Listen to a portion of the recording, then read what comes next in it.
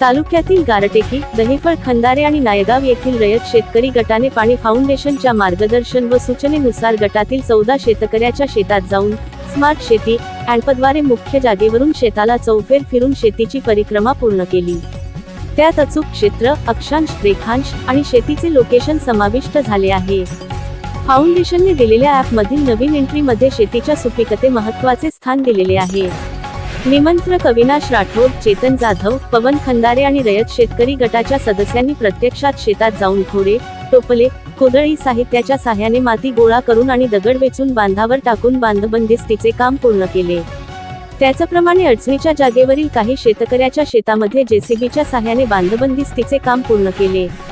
गटाच्या सर्व सदस्याच्या सहकार्याने आणि मेंटॉर गोविंद नाईकनवरे, पाणी फाउंडेशनचे फील्ड ऑफिसर महादेव निपाणी, बाळासाहेब चव्हाण यांच्या मार्गदर्शन आणि सहकार्यानुसार शेतीच्या सुपीकतेसाठी गोकृपा अमृत तयार केलेले आहे।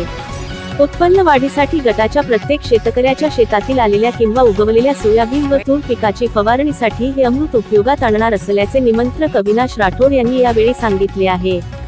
या कार्यक्रमाला वैभव देशमुख, विजय जाधव, भारत राठोड, विकी चव्हाण इतर सदस्य उपस्थित होते।